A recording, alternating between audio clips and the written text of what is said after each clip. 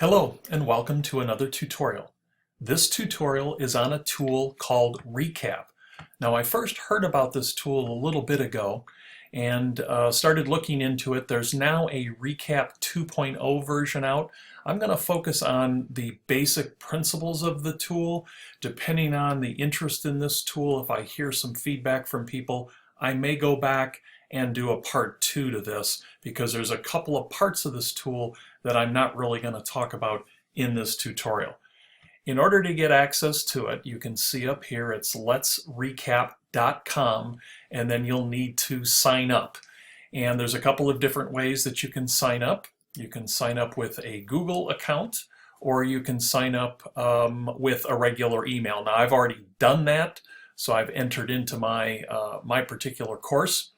And there's both a student version and there is a faculty version, so you will sign up appropriately the way that, if you're the student coming in to actually use this tool, you'll sign up on the student link. And there is also, just so you know, this is a web-based, there's nothing to download for either the faculty or the student.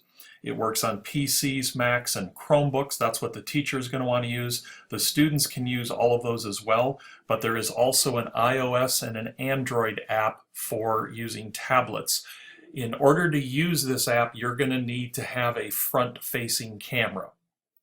So you need to consider that, because what this does is it is a formative assessment tool for students to record video to explain whatever it is. You're giving them an assessment of some sort. It could be a question, it could be a little mini essay situation. You could want them to explain their understanding of something.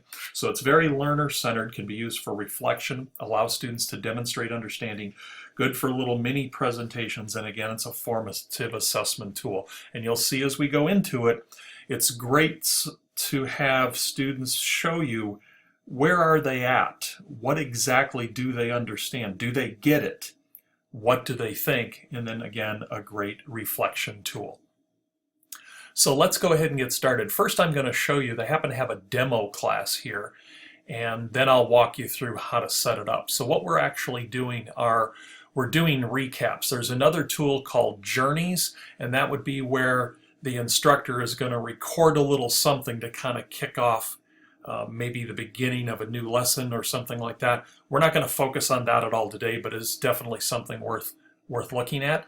But when you log into your account the first time, you're going to see this demo class. So it's very good to work your way through here, take a look at the navigation, see kind of how it works. And then what we're going to do is we're going to create a recap to a particular course. We'll show you how to add a course, and we'll show you how to create the recap, which is basically you are asking the students a question. You can ask all of the students the same question. You can ask some of the students this question, other students other questions. You can have one assignment at a time, but there can be multiple questions involved. So realistically, probably where most people are going to start in order to get this particular software package. /home. So app.letsrecap.com/home. Oh, I thought it was going to take you to the login page, but I guess because I've already logged in, I would probably have to log out. Okay, here, this is what I wanted to show you. So when you first log on to this spot, and then again, this would say home here rather than log in, it's going to take you to this login page. And I would like to sign in as, you're either going to sign as the teacher or the student. Now you have to first sign up for the recap platform. Then once you do this, then you can log in. And once you log in, you're going to come to this. Now all you're going to have in yours as an instructor for the first time is you're going to have this add class and you're going to have this demo class. You're not going to have these other ones unless you've already created something. This is going to be your library. So let's go into the demo class and just kind of see how this works, how easy it is from a learning curve point of view. So I'm going to sign in as the teacher, and I already have my credentials. Okay, so I'm going to get into this particular class, and check out what I have going on. If I had journeys, this would be where I would access all those different journeys. I would be able to search for them. Again, just something that I'm probably going to investigate in a future podcast about this, but we're not going to be talking about it today. So let's go ahead and get started here. So I'm going to click on the demo class, and notice we have Inquire and Ignite. That is going to be some of those other aspects, those other tools, journeys, and so forth. If I want to get a list of who my students are in the class, and again, this is the demo, so I have 4 students that have been created for me. Theoretically, they have no responses, but again, a demo class. There would be numbers of responses here if this was your actual class. And then we're going to click on the Assess area. So it's very visual, as you can see. And so we have, in this particular case, the assignment is called My Favorite Story. We had a due date and so forth. I'm going to show you how to do all this. But we have a nice visual where students do a self-assessment. 3 out of the 4 students, all 4 completed. 3 out of 4 said they got it. These are the 3 that feel that they got it or they understand it. 1 person partially got it, and again, with only 4, if you had no responses, you'd have it down here. So what you have the ability to do, you can see you have your students here, and you have the video that they recorded themselves on their self-facing camera device. So again, either a PC, Mac, Chromebook, or an iOS or Android device like a tablet that has a front-facing camera. So just to point that out, although in general we're going to have these students produce a video showing them explaining something to us, there isn't anything that says that you couldn't use the rear-facing camera on a mobile device and maybe have them use paper or some type of whiteboard and record them demonstrating their understanding of a particular topic. So I can go ahead and click on these, and basically I'm going to get rid of the audio here because otherwise it's going to be a little annoying to get it twice. But basically we have this first question, and this particular student, Sarah, is answering the question, and you can see that her answer is 20 seconds long. So I can replay it, start it over again. I can pause it. I have the ability to share it. So one of the things that I'll point out to you is you cannot download. There's no downloading or uploading in this. But if for whatever reason you felt like you needed to have one of these, maybe you needed to prove that it was done, maybe you felt somebody did a great job, you want to use it as an example. And so what you can do is you can hit the share, and you can email it to yourself, or you can get a web link for it. It can go to your Twitter account. However you want to grab it and get it out of Let's Recap, you have the ability to do that. Okay? So we have our question. What's your favorite story, and what's the best part, and so forth. Okay? So as we play the student, I'm just going to advance the student to show you that once it gets to the end of this student, goes right into the next student, and we'll do that throughout your entire class. Okay, so again, I can do something on an individual basis with each one of these. I can, if I wanted to, I could delete it and I'll allow that student to start over. I could play all of them. I can play one for each individual student, however I wanted to do it. So, there's a number of different things that you could do with this. You're looking at a very short amount of recording time. Starts at 15 seconds, can go a maximum of 2 minutes or 120 seconds. And that's basically the time you have. So you would have to kind of think about whatever this question is that you're asking, that it could logically be done in that short amount of time. But it's really going to be a great understanding then of how well do they know this stuff. It's going to give you that really good evaluation of how good are they, do they really know it, or are they kind of hemming and hawing, working their way through that particular explanation. So I'm going to go back to my class list again, and basically what I want to show you now is how to add a class and how to then create one of these recaps or one of these assessments. So it's easy as add a class. I'm going to give it a name, Test 2, I can select a subject if I want or a grade level. That's probably more used for a K-12 environment. Then you're going to want to know or grab how should students sign in.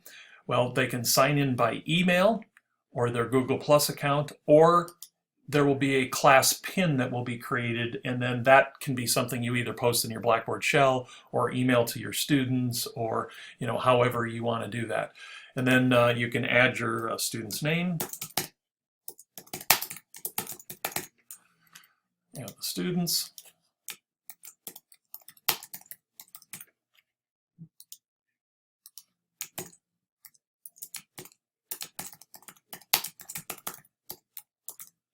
Okay, I have my students.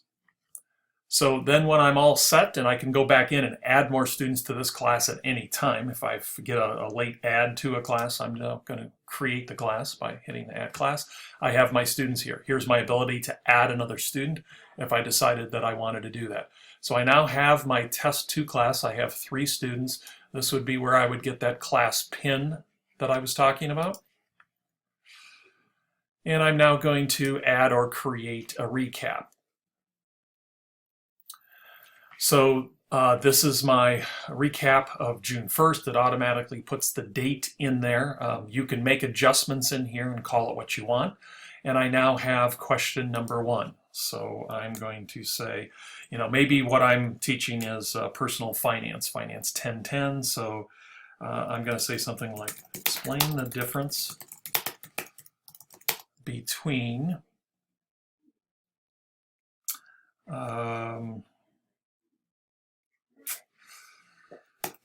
future value and time and present value as it relates to time value of money.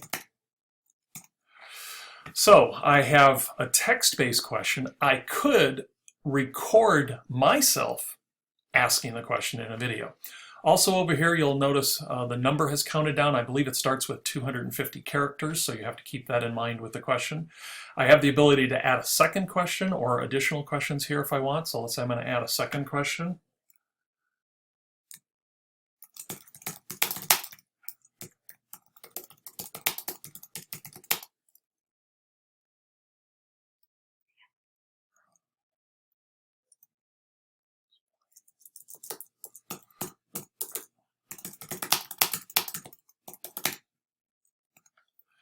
Okay, so if I'm done, I hit next. And so now I have some choices here. I can either have this particular assessment, this question, go to the whole class, which is the default, or I can choose students, and then I'm going to get my list of my class, and I can determine who's going to do the question. Maybe I'm going to have a bunch of different questions. Maybe I'm going to divide the class into groups and set up the questions assigned to a particular group. Can cancel that if I don't want to. Maximum recording time for the student to answer the question, it defaults to 30 seconds. You also have choices of 15 seconds, 60 seconds, or 2 minutes. So you can leave it at the default, you can set it to 60, you can do what you want there. Also a due date for the assignment. And again, you got a calendar choice here, so you just pick what the due date is. It generally defaults to 1 week, but again, this is your call. And once that happens and they get into the assignment, a countdown time, if you have 60 seconds on there, it will literally count down the 60 seconds while they're doing their recording, so they can keep an eye on that. Another default is include the assess yourself poll question. You recall from that previous view where there was that circle on the left-hand side, and students have these choices. You can turn this off if that's not something you want, but I would probably leave it on. And then I'm going to say send.